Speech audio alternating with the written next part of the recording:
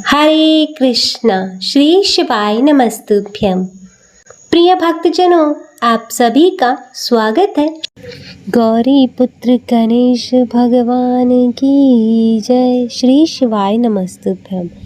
प्रिय भक्तजनों, आप और आपके समस्त परिवार जनों को नाग पंचमी की हार्दिक शुभकामनाएं। प्रिय भक्तजनों, आज हम इस वीडियो में 5 नाग कन्याओं की और नाग पंचमी की अमर कथा सुनेंगे, जिसको सुनने से कभी भी नाग के डसने का भय नहीं रहता और घर हमेशा धन धान्य से परिपूर्ण हो जाता है और मनुष्य के सभी संकट कट जाते हैं तथा मनोकामनाओं की पूर्ति होती है।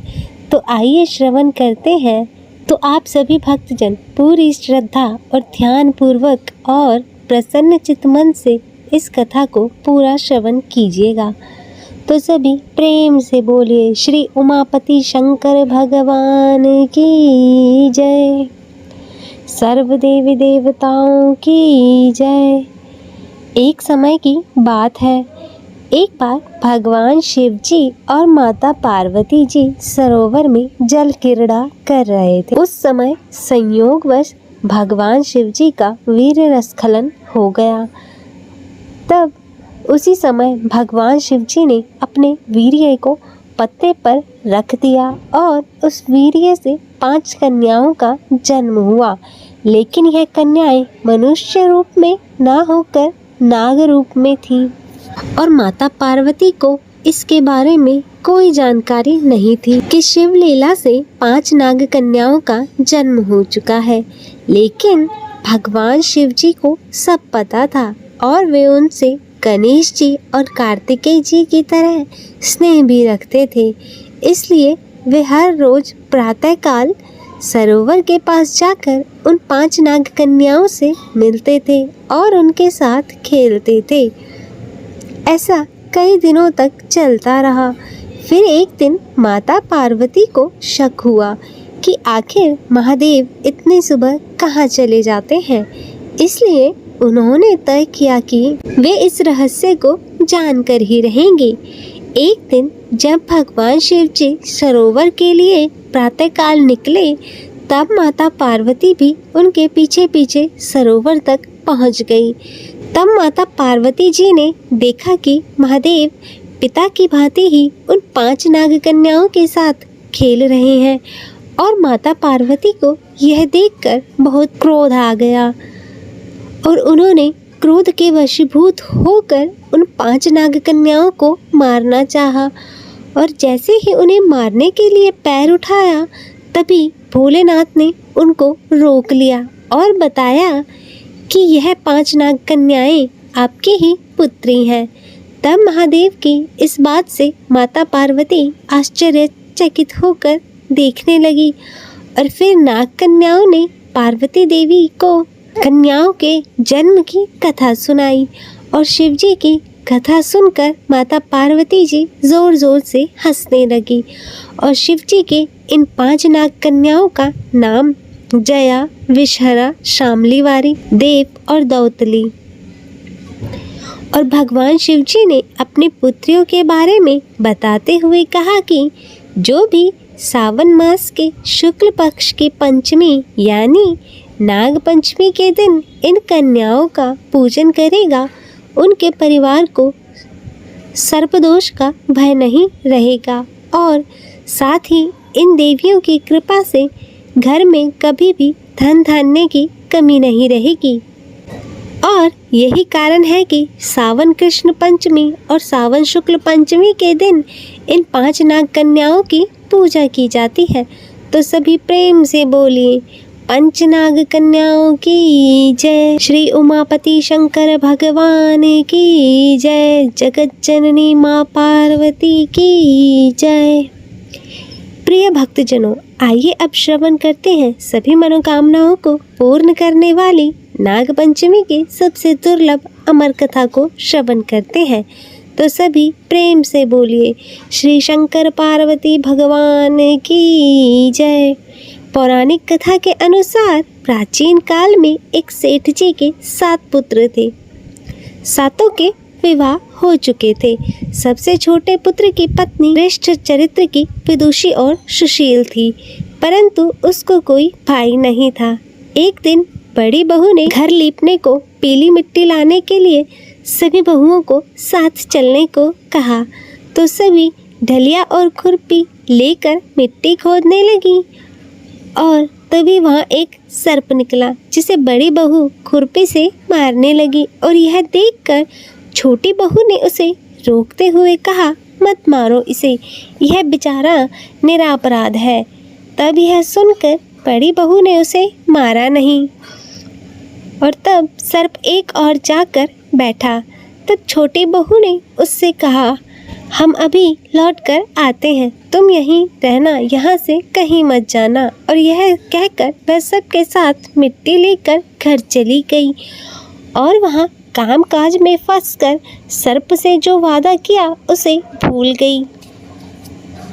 और दूसरे दिन उसे जब यह बात याद आई तो वह सबको लेकर वहाँ पहुँची और सर्प को उस स्थान पर बैठा देखकर बोली, सर्प भैया नमस्कार।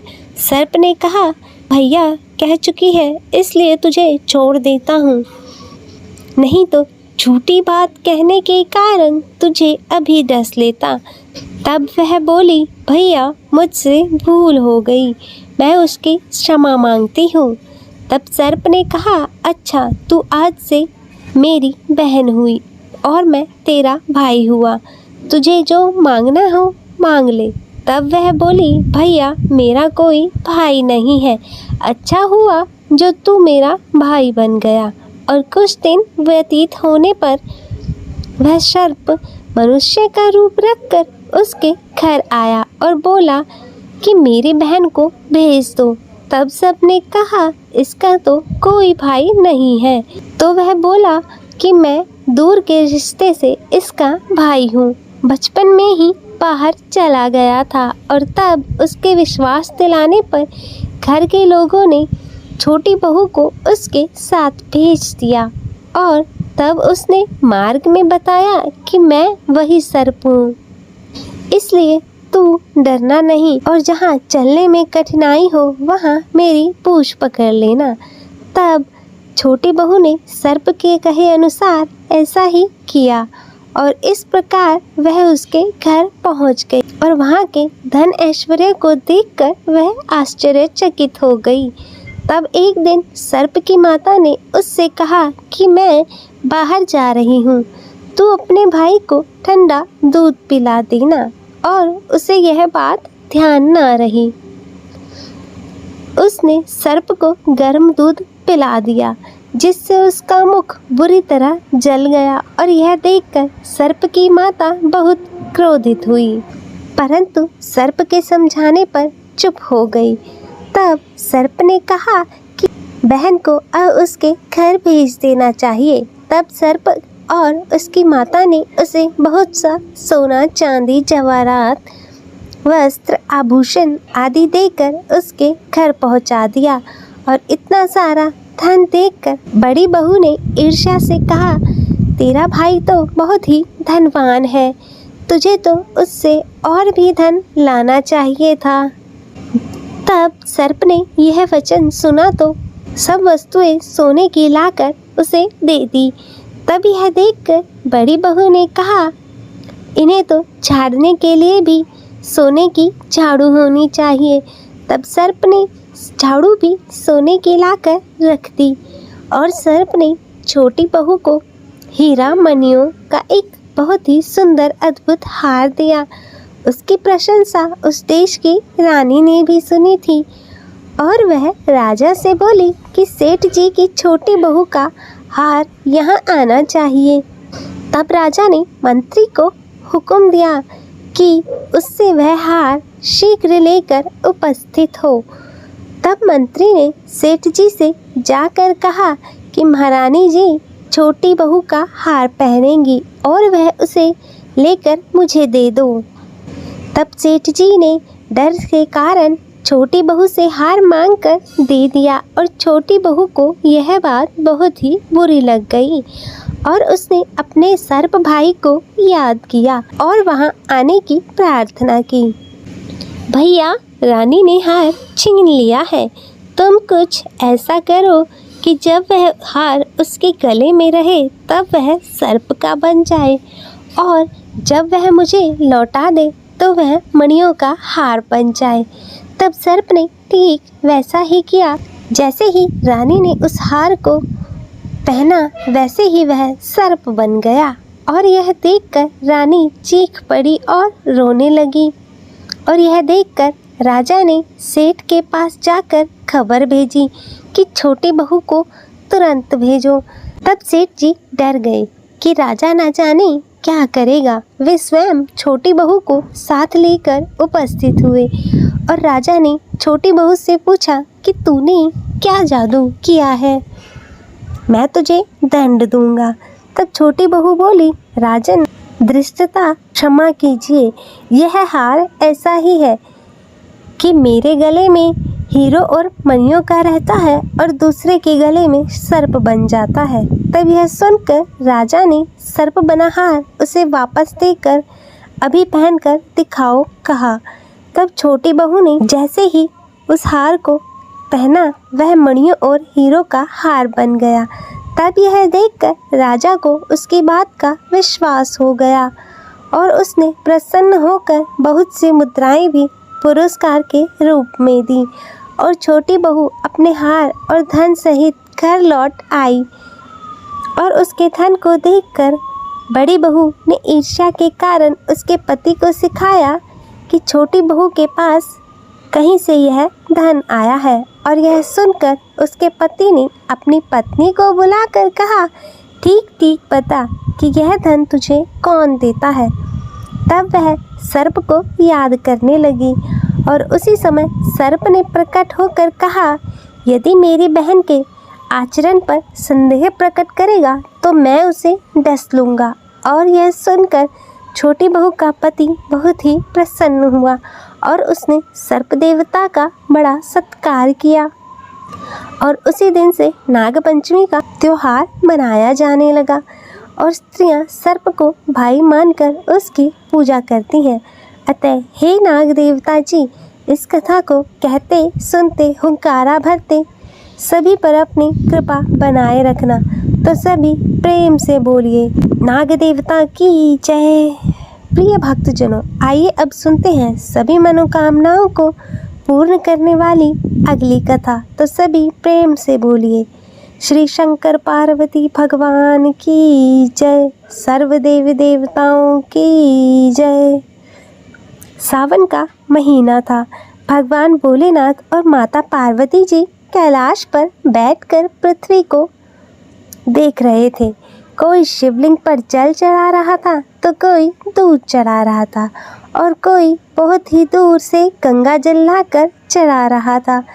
तब उनको ऐसा करते देखकर माता पार्वती ने भोलेनाथ जी से कहा, यह सब जो आपको इतना कुछ अर्पित कर रहे हैं, इनसे इन्हें क्या फल मिलेगा। तब इस पर भगवान भोलेनाथ जी ने कहा, जो लोग मुझे श्रावण के मास में जल अर्पित करते हैं उन्हें स्वर्ग की प्राप्ति होती है। तब इस पर माता पार्वती ने हैरानी से कहा, क्या भगवान ऐसा होता है? तो इसका मतलब यह लाखों करोड़ों लोग जो आपको सावन में जल अर्पित कर रहे हैं, क्या वह भी स्वर्ग को प्राप्त करेंगे? तब भगवान भोलेनाथ जी ने कहा, पार्वती, तन से स्नान कराने से ज़्यादा महत्व मन से स्नान कराने वाले का होता है। तब माता पार्वती ने कहा, प्रभु, यह कैसे पता चलेगा कि कौन मन से स्नान करा रहा है? तब भगवान भोलेनाथ ने कहा, पार्वती, यह पता चल जाता है कि कौन मन से स्नान करा रहा है और कौन दिखावा कर रहा है। आइए, यह बताने के लिए मैं आपको पृथ्वी लोक पर लेकर चलता हूँ। तब भगवान भोलेनाथ ने खुद को एक कुरूप कुष्ठी रोगी बना लिया और माता पार्वती को एक सुंदर साधारण स्त्री का रूप दे दिया और वह दोनों एक शिव मंदिर के बाहर बैठ गए। वहाँ से गुजरने वाले को माता पार्वती कहते कि मेरे पति एक कुष्ठ रोगी हैं, मैं इन्हें पीठ पर उठाकर यहाँ लाई हूँ। सुना है इस शिव मंदिर की बहुत ही मान्यता है। मेरे पति कोढ़ी हैं, अगर इनके द्वारा 1 लोटा जल, गंगा जल इस मंदिर के शिवलिंग पर चढ़ा दूं तो यह ठीक हो जाएंगे। कोई हमारी मदद करो, हमने 2 दिनों से कुछ नहीं खाया है। मैं थक गई हूँ। और जो भी कोढ़ी उसे देखता उससे घृणा करने लगता और वहाँ से चला जाता, या फिर सुंदर स्त्री को देखकर कहता कि तुम इतनी सुंदर हो, इस कोढ़ी के साथ क्यों रहती हो, चलो हमारे साथ चलो। और देखते देखते शाम हो गई और किसी ने भी उनकी सहायता नहीं की। तभी वहाँ से एक गरीब मजदूर आया और माता पार्वती को देखकर बोला, बताइए आपको क्या काम है, आप यहाँ इस तरह क्यों बैठे हैं। तब माता पार्वती ने उस लड़के को सारी बात बताई। तब इस पर लड़के ने कहा, यह लो, मेरी माँ ने मुझे 4 रोटियां खाने को दी हैं, पहले आप इसे खाकर अपनी भूख शांत करो, क्योंकि आप कलयुग में एक ऐसी स्त्री हो जो अपने पति की इस तरह सेवा कर रही हो। मैं आपको प्रणाम करता हूँ। मैं आपके पति को अपने कंधे पर ले जाकर भोलेनाथ के दर्शन कराऊंगा और इनके द्वारा भोलेनाथ को जल अर्पित कराऊंगा। और तब उस लड़के ने कुष्ठ रोगी के रूप में आए भगवान भोलेनाथ जी को अपने कंधों पर उठा लिया और भगवान शिव के दर्शन कराए और शिवलिंग पर जल अर्पित करवाया। तब ऐसा होने के बाद भगवान शिव ने माता पार्वती से कहा, ये है जिसने मुझे तन से नहीं मन से स्नान कराया है, उन करोड़ों लोगों में से यह है जो स्वर्ग को प्राप्त करेगा। प्रिय भक्तजनों, तभी तो कहते हैं, जो मन को मैला करे और तन को धोए, वह फूल झाड़े और कांटे बोए। अतः हे शंकर पार्वती भगवान जी, इस कथा को कहते सुनते और हुंकारा भरते सभी पर अपनी कृपा सदैव बनाए रखना। तो सभी प्रेम से बोलिए श्री उमापति शंकर भगवान की जय, सर्व देवी देवताओं की जय। तो प्रिय भक्तजनों, मैं आशा करती हूँ कि आपको यह आज की कहानी पसंद आई होगी। अगर वीडियो अच्छी लगी हो तो इसे ज़्यादा से ज़्यादा शेयर करें, लाइक करें और कमेंट में श्री शंकर पार्वती भगवान की जय लिखना ना भूलें। और शिव चैनल को सब्सक्राइब कर नोटिफिकेशन बेल को ज़रूर ऑन करें। हर हर महादेव। ओम नमः शिवाय।